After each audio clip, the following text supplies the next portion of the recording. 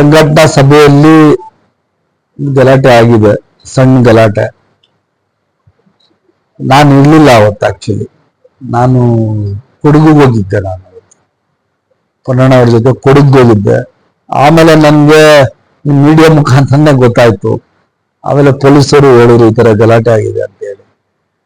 ಗುಂಪುಗಾರಿಕೆಗೆ ಅವಕಾಶ ಇಲ್ಲ ಕಾಂಗ್ರೆಸ್ ಪಕ್ಷದಲ್ಲಿ. ಅದರಿಂದ ಎರಡೂ ಗುಂಪುಗಳನ್ನ ಕೂರಿಸಿ ಅವ್ರದ್ದು ಏನ್ ಸಮಸ್ಯೆ ಇದೆ ಅಂತ ಕೇಳಿ ಅದು ಪರಿಹಾರ ಮಾಡುವಂತ ಕೆಲಸ ಮಾಡ್ತೀನಿ. ಈಗ ಮಾಡ್ಬೇಕು, ನಮ್ಗೆ ಕೈ ಮಾಡಿ. ಕೇಸ್ ಕೌಂಟರ್ ಕೇಸ್ ಎರಡೂ ಆಗಿದೆ. FIR ಆಗಿಲ್ಲ. SP ಅವ್ರನ್ನ ಕೇಳಿದೆ ನಾನು. ಅದೇ ಅದನ್ನ ಕಾಂಗ್ರೆಸ್ ಪಕ್ಷ ಒಂದು ಕುಟುಂಬ, ಈಗ ಒಂದ್ ಮನೇಲಿ ಅಂತಮ್ಗಳು ಜಗಳ ಆಡ್ತಾರೆ, ಅದಕ್ಕೇನ್ ಮಹತ್ವ, ಬಹಳ ಮಹತ್ವ ಕೊಡ್ಬೇಕಾಗಿಲ್ಲ. ಅದೇ ತರ ಕಾಂಗ್ರೆಸ್ ಪಕ್ಷ 106 ಜನ ಇರ್ತಾರೆ, ಒಳಗಡೆ ಜಗಳ ಆಡಿರ್ತಾರೆ. ನಾವು ಇನ್ನೆಲ್ಲ ಕೂರಿಸಿ ಮಾತಾಡುವಂತ ಕೆಲಸ ಮಾಡ್ತೀವಿ. ಏನ್ ಬಹಳ ವರ್ಷಗಳಿಂದ ಏನ್ ನಡೀತಾ ಇಲ್ಲ.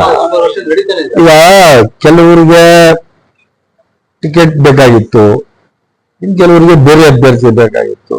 ಆ ಭಿನ್ನಾಭಿಪ್ರಾಯಗಳಿಂದ ಈ ಜಗಳ ಆಗಿದೆ ಅನ್ನೋದು ನನ್ನ ಅಭಿಪ್ರಾಯ. ಅವರಿಬ್ಬರು ಎರಡು ಗುಂಪುಗಳು ಕೂರಿಸಿ ಮಾತಾಡಿ ಕಾಂಪ್ರಮೈಸ್ ಮಾಡ್ತೀನಿ. ಏನ್ ದೊಡ್ಡ ವಿಚಾರ ಅಲ್ಲ. ಏನ್ ಅದನ್ನೇನು ಸ್ಮಾಲ್ ಇದು ಈಗೋ ಕ್ಲಾಶಸ್ ಅಷ್ಟೇ.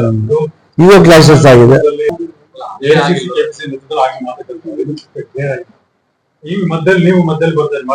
ACC ಲೆವೆಲ್ ಏನ್ ಮಾತುಕತೆ? MP ಟಿಕೆಟ್ ವಿಚಾರದಲ್ಲಿ AICC ಏನು ಕ್ರಮ ತಗೊಂಡೈತೆ ಅದಕ್ಕೆ ಎಲ್ರೂ ಭದ್ರಾಗಿರ್ಬೇಕು. AICCನೇ ನಮ್ಗೆ ಸುಪ್ರೀಂ. AICC KPCC ಅವರು ಯಾವ ಅಭ್ಯರ್ಥಿ ಕೊಟ್ಟರು ಆ ಅಭ್ಯರ್ಥಿ ಪರವಾಗಿ ಕೆಲಸ ಮಾಡಬೇಕು.